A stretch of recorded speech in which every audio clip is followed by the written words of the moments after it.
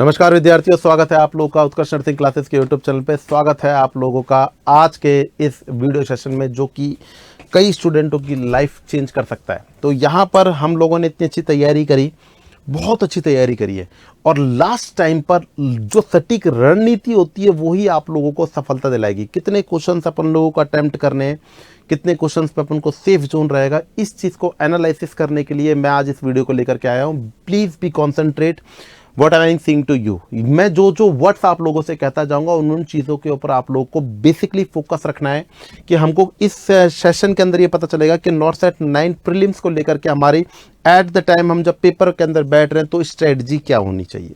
पहली बात तो ये, हम बात करें नॉर्सेट 9 को लेकर के। ये लो भैया, नॉर्सेट 9 आप लोग के सामने प्रीलिम्स का एग्जाम आ चुका है, ठीक है।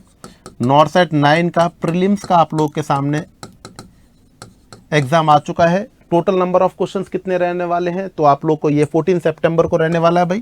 इसको भी लिख दूं भाई, 14 सितंबर को रहने वाला है भाई, ठीक है। सितंबर को रहने वाला है, सबसे पहली बात तो ये। अब सेकंड बात करें तो बच्चों इसके अंदर कितने टोटल नंबर ऑफ क्वेश्चंस रहने वाले हैं, तो टोटल आप लोगों के सामने 90 मिनट के अंदर 100 क्वेश्चंस आप लोग के सामने आने वाले हैं, ठीक है। इसका मतलब अपन एवरेज बात करने की कोशिश करें कि 5 स्लॉट के अंदर ये आपके सामने पेपर आएगा। कितने स्लॉट के अंदर? 5 स्लॉट के अंदर आप लोग के सामने ये पेपर आने वाला है। टोटल ओवरऑल बात करें 5 स्लॉट क्या होते हैं, तो आप लोग को याद रखना है 2020 के 5 स्लॉट के अंदर आप लोग के पास में ये पेपर खुल करके आएगा, ठीक है। ये आप लोग के सामने पेपर पूरी तरीके से खुल के आने वाला है। अब आपसे बोले सर एक स्लॉट के लिए कितना टाइम है, तो एवरेज 18 मिनट आप लोग के पास में एक का, ठीक है बच्चों। एवरेज आपके सामने इतना टाइम आप लोग को मिलने वाला है, ठीक है। एडजस्ट कर लीजिएगा इस वाली चीज को, जितना भी है आप लोग एडजस्ट कर लीजिएगा, ठीक है। अब हम बात करते हैं बच्चों की हमको कितने क्वेश्चन अटेम्प्ट करने चाहिए। एक सेफ जोन नाम की कोई चीज होती है। और सेफ जोन क्या होता है, ये अपन अगर मैं एनालिसिस करूं, मेरे पास में इतने स्टूडेंटों का इंस्टाग्राम पे और इतने स्टूडेंटों का मैसेज आए थे लाइव क्लास के अंदर से, हमको कितने क्वेश्चन अटेम्प्ट करने चाहिए। तो यहाँ पर हमको अगर बोले हमको एंटर करना है प्रीलिम्स के अंदर, तो वहां पर अपन को एक मार्जिन बना करके रखना पड़ेगा। मार्जिन हम लोग कैसे तय करते हैं? मार्जिन तय करते हैं हम प्रीवियस एग्जाम्स की कट ऑफ को देख करके। अगर मैं बात करूं नॉर्सेट 8 की कट ऑफ को लेकर के, नॉर्सेट 8 की कट ऑफ को लेकर के मैं बात करूं,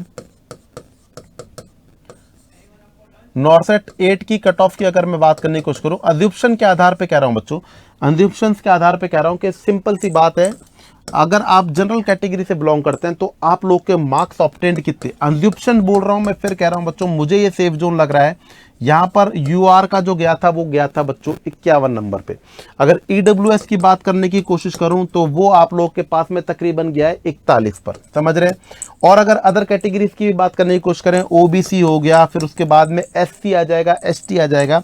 हर कैटेगरी के लिए अगर मैं बात करने की कोशिश करूं तो ये डाटा आप लोग को मिल जाएगा। अगर आप लोग नेट पे भी देखेंगे तो आपके पास में तकरीबन 44 रहेगा। एससी के लिए बच्चों 42.5 रहेगा, और अगर एसटी के लिए बात करेंगे तो बच्चों वो 39 रहने वाला है। इसका अगर परसेंटाइल समझाना मुझे, मेरा अभी ये काम नहीं है, मैं तो सिर्फ आप लोगों को ये बताने की कोशिश कर रहा हूँ। परसेंटाइल से मतलब क्या है, परसेंटाइल हमको नहीं निकालनी, हमको तो सिर्फ ये देखना है कि हमको सेफ जोन के अंदर कैसे एंटर करें।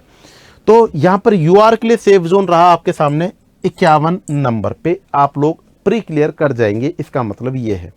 अब कैसे होगा भाई 51 नंबर करने के लिए मान लीजिए कि आप लोग सबसे पहली बात तो पेपर के स्टैंडर्ड को चेक करने की कोशिश करें। पेपर अगर स्टैंडर्ड में मॉडरेट आ रहा है आप लोग के सामने, मॉडरेट अगर आप लोग के पास में आ रहा है, मॉडरेट अगर आप लोग के पास में पेपर आ रहा है, तो आप लोग याद रखना है बच्चों, आप लोगों को एवरेज क्वेश्चंस को गेन अप करना है। एवरेज कितना रहा आप लोग के सिलेक्शन के लिए, तो मैं बोलूं अगर आप लोग एवरेज की अगर बात करने की कोशिश कर लिए, मान लीजिए कि बच्चों आप लोगों को 70 आप लोग क्वेश्चन अटेम्प्ट कर रहे हैं, कितने 70 से 75, 70 to 75। सोचिएगा बच्चों, मैं सबसे पहली बात कहता हूं जब भी आप लोग प्रीलिम्स का पेपर कर रहे हैं, आपके पास में क्या रखा हुआ है, कंप्यूटर रखा हुआ है, आप शांत मन से बैठे हैं, कॉपी एक खाली कागज और पेन आप लोग के पास में होना चाहिए, जहां पर आप लोग को अपना रेशियो बना करके रखना है कि अपन को इतने क्वेश्चन अटेम्प्ट करने। इसलिए ये वीडियो आप लोग के लिए बहुत ज़्यादा जरूरी होने वाला है। सोच कर समझ करके इस क्वेश्चंस को, ये क्योंकि हमने बहुत पढ़ लिया, अब हमको फाइट फाइनली किस बेस पर करनी ये चीज समझना। तो इस वीडियो को आप स्किप करने की जल्दी ना करें, इस वीडियो को स्टेप बाय स्टेप समझने की कोशिश करें। यहां पर अगर मैं जनरल कैटेगरी वाले स्टूडेंटों की बात करने की कोशिश करूं कि उनके लिए अगर अपन को फाइनली कितने क्वेश्चन अटेम्प्ट कर सकते हैं, 70 से 75 अगर वो क्वेश्चन अटेम्प्ट करते हैं, कितने 70 से 75 क्वेश्चन अटेम्प्ट करते हैं, वो 70 से 75 क्वेश्चन अटेम्प्ट करने के बाद में बड़े से बड़े तीरंदाज की बात करने की कोशिश करता हूं बच्चों, जो कि अच्छे से अच्छा नेगेटिव कंट्रोल कर सकता है, उसके तब भी मैं कहूंगा 15 क्वेश्चन तो नेगेटिव होंगे ही, 15 क्वेश्चन तो नेगेटिव होंगे ही। इस बात को भूलना मत बच्चों, याद रखना, समझ रहे हैं।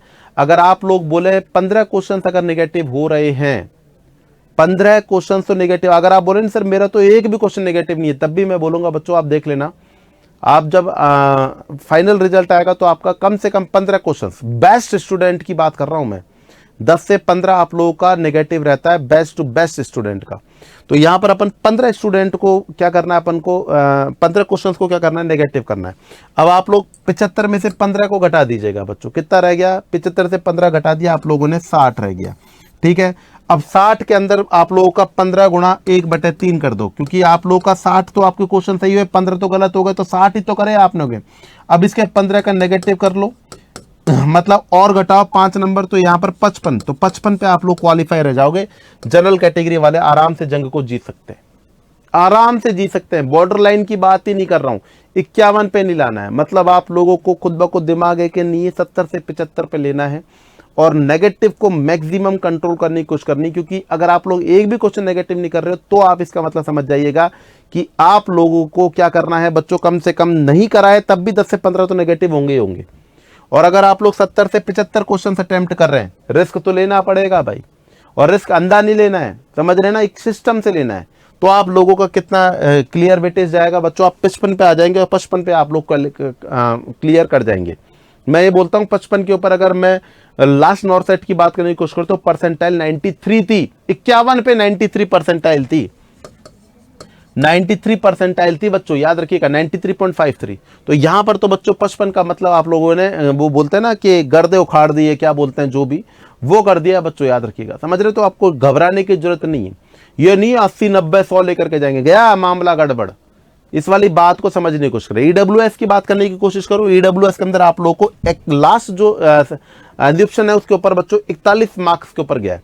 अब 41 मार्क्स का अगर अपन बात करने की कोशिश करें बच्चों, 41 मार्क्स का बात करने की कोशिश करें, मान लीजिए बच्चों कि आप कितना क्वेश्चन अटेम्प्ट करते हैं, आप लोग एवरेज अगर अपन अटेम्प्ट करते हैं बच्चों 60 क्वेश्चन, कितने बच्चों यहां पर अपन 60 से 65 अगर क्वेश्चन अटेम्प्ट कर रहे हैं, ठीक है, और 15 क्वेश्चन अगर आप लोग क्या कर देते हैं, नेगेटिव कर देते हैं, तो मान लीजिएगा 60 में से 15 क्वेश्चन अगर आप लोग के नेगेटिव हुए तो कितने भाई, 60 नहीं, सुनो, अगर आप लोगों ने चाहे तो जनरल हो, चाहे तो ईडब्ल्यूएस हो, एससी एसटी हो, कोई सी भी कैटेगरी के छोटे भाई बहन हो, कोई दिक्कत नहीं है।